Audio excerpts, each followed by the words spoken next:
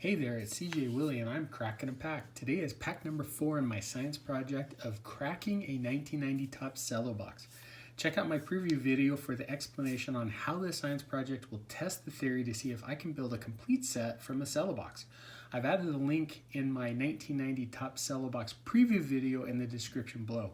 With all the packs that I crack, I will share my thoughts and memories about some of the players or cards. After I crack the pack, I'm going to choose the best card of the pack. That doesn't mean it has to be a rookie, superstar, or Hall of Famer.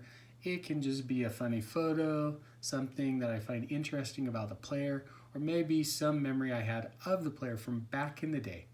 Okay, let's get to cracking this pack.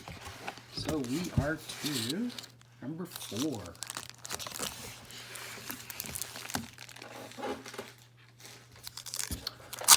All right, so let's see what we've got this time around.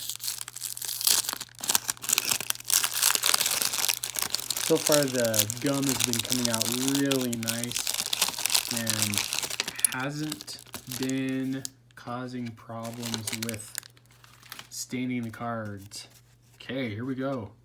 Start off with Craig Biggio All-Star card. So, last pack we got the regular Craig Biggio. So this time around we've got the All-Star version. So once again, in our last pack, we had 2 cards that could tip off if we were going to get the no name on front Frank Thomas. Boy, I tried to say that a few times. We got the Julio Franco and the Jeff Russell.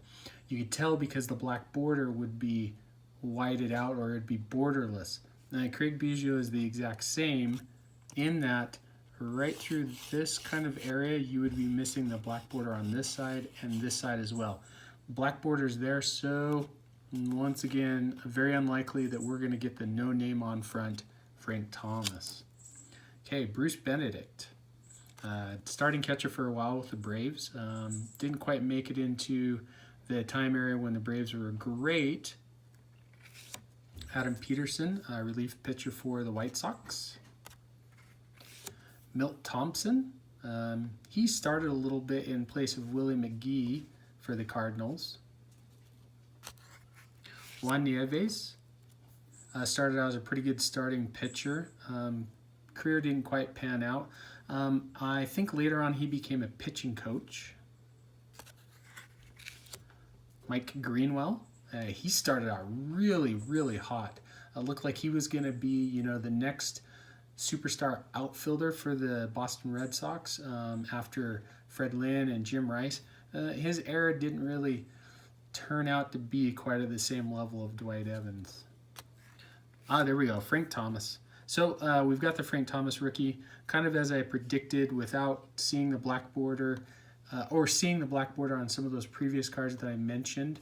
You'll see here that it's a great rookie of Frank Thomas, but his name is right there. Sean Abner, outfielder with the Padres. He was a #1 draft pick of the New York Mets back in 84. So his rookie card is actually in the 1985 Topps set because he was featured in the subset of #1 draft picks. Tim Cruz, career unfortunately cut really short. He was part of a boating accident when he was with the Cleveland Indians with Steve Olin and Bob Ojeda. Bob Ojeda survived the boating accident. Unfortunately, Tim Cruz and Steve Olin did not. Ken Griffey Sr., so this is right before he got traded to the Mariners to be part of the father-son outfield with Ken Griffey Jr. Brett Saberhagen, all-star pitcher.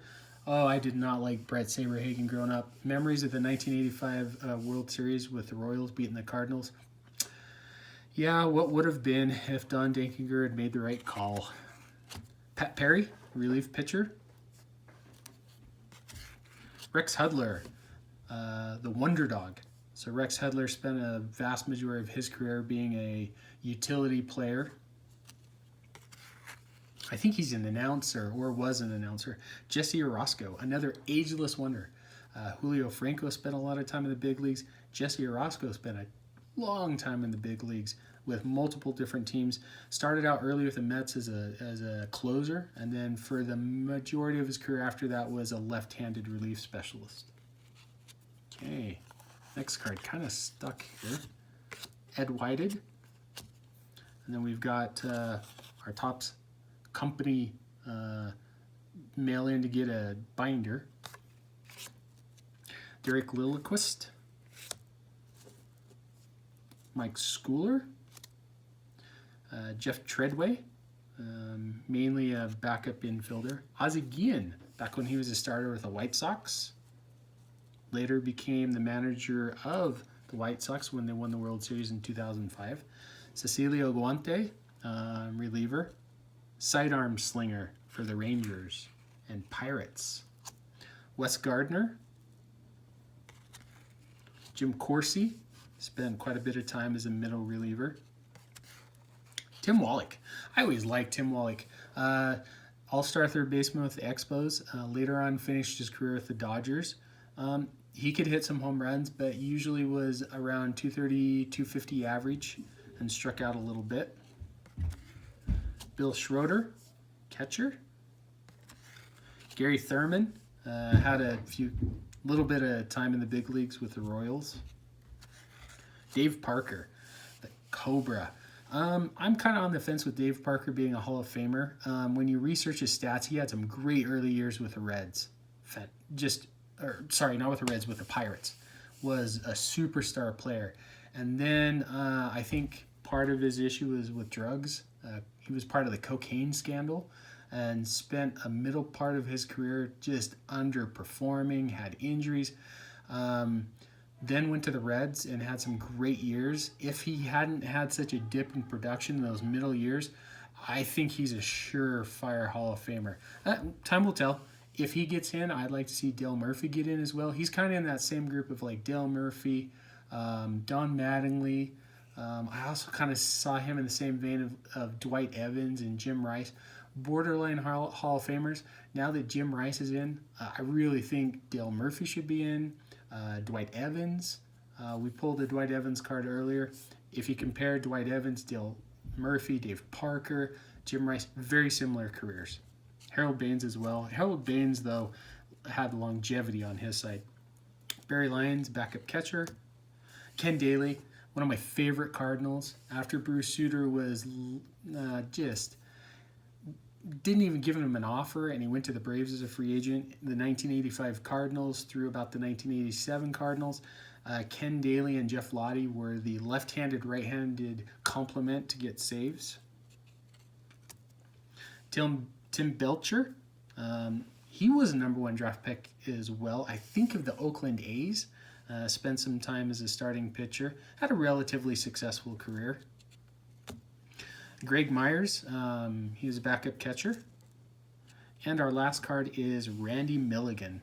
Randy Milligan came up with a lot of promise. Power hitter, just didn't pan out.